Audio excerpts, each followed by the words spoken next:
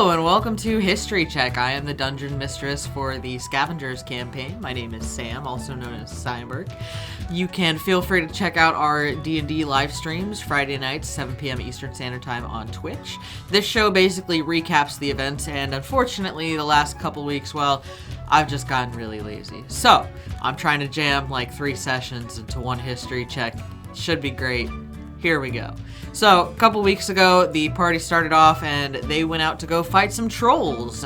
These trolls were rotted and venom-filled and dumb. Dumb trolls. Very dumb. And, you know, the party did really, really well against them. They basically turned an incendiary cloud into just a nightmare for the trolls. Good work on the sorcerer. By the way, if you play a clockwork sorcerer, you're gonna break your DM's game.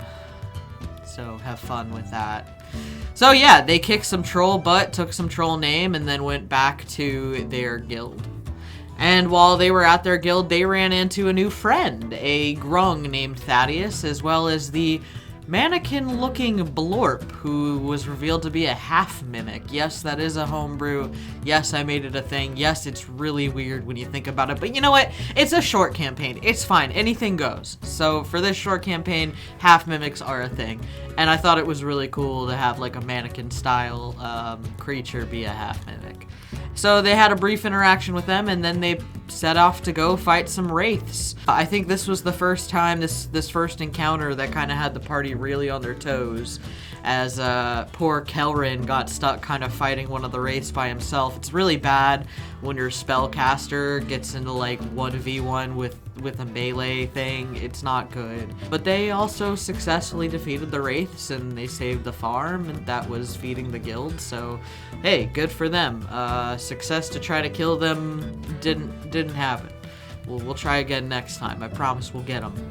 Then, following the wraiths, they went back and, you know, their latest mission that they did the last couple of sessions, they made their way up a mountain peak to place beacons for the guild. Now, these beacons were to track things, to, you know, study geological shifts or weather patterns or just general activity in the area. So for the guild, it was pretty important. As they started their journey up to the top of the peak, they first ran into a couple of Yeti, which was fun. They had a fun time. It was good. Then shortly after, they encountered a frost giant and made pretty quick work of that. But as they got higher up into this peak, they found themselves in a forest surrounded by a bunch of icy webbing made by ice spiders, which in and of themselves aren't inherently horrifying. Made a couple of adaptations to them to make like a spider queen and a spider king. They were ultimately being controlled by a character that viewers on Twitch had helped me create. So occasionally on roll calls, live streams, I'll do like a DM prep session in which viewers can help me make NPCs or encounters, get some viewer input. Well, this was one of those. And this guy's name is Finks. And Finks is a Furbolg Ranger swarm keeper, so the ice spiders were his swarm. Now, Finks is not very good in the intelligence portion of things, and being kind of on his own and in the forest for all these years has made him mostly insane. But the party managed to defeat the ice spiders, and they successfully captured Finks. That night, as we transitioned into session 2 for the mountain mission, they sort of had a conversation with Finks. And Finks was very like, oh, this is my forest, you guys are just snacks for me, which the party was like, ha ha ha, no we're not. Also, we work for a guild that would destroy you. And Finks, not very smart, was kind of like, nothing can destroy me, I am Finks, this is my forest, you are snacks. So the party kind of manipulated him a little bit. Our clockwork sorcerer did a little bit of a telepathic mind fuckery, in which he made Finks believe that the voice he was using, as a changeling, he does get a mask that he can have, but the voice that he was using was Finks' own subconscious, and convinced Finks to agree to a deal that if he let the party continue their way on the mountain and agreed to work with the guild, that the guild would not destroy Finks. So, Finks agreed. On the circumstances that the party provide him with a sacrifice at a later date. Why? Because cannibalistic hermits are kind of funny. So they continued on their way to the peak of the mountain, made it the rest of the way to the very top, and then started to descend.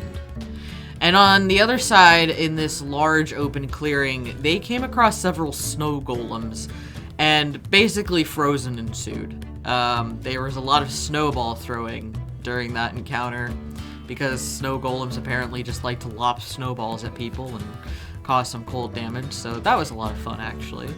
And then they continued even further along. And as they continued down, they wandered unknowingly right onto a nest of a remoraz. Now, if you don't know what a remoraz is, highly encourage you to look them up. They're like nightmare fuel on crack. They are immune to both fire and cold damage. They're basically like giant ice fire centipedes with like cobra hood. They're real cool. But they managed to defeat both the mother and her young remoraz, and successfully made short work of that, so that was good. Good for them. They made it back down to the base of the mountain, and instead of making the same path back across, decided they wanted to take the long way around, just in case they ran into Finks again, or any more ice spiders, or remoraz. They didn't want to do it. So they opted to go around the mountain, and decided to take a rest for the night. So we will find out what's waiting for them in the dark when we return to our next episode, which will be this Friday, the 22nd, at 7 p.m. Eastern Standard Time on Twitch at twitch.tv/D&D Roll Call. Also, if you get a chance to hop onto the DM prep streams, they're a lot of fun. I really love interacting with the audience during these streams. You guys give me a lot of great ideas.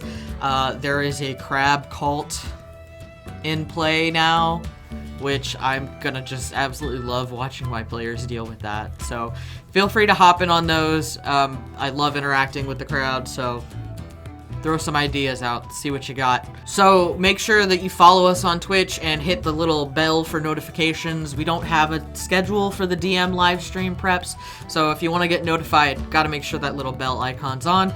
Also, if you like these videos, make sure to give us a like and subscribe onto YouTube, and also turn on the bell notifications there. Until then, your history's been checked.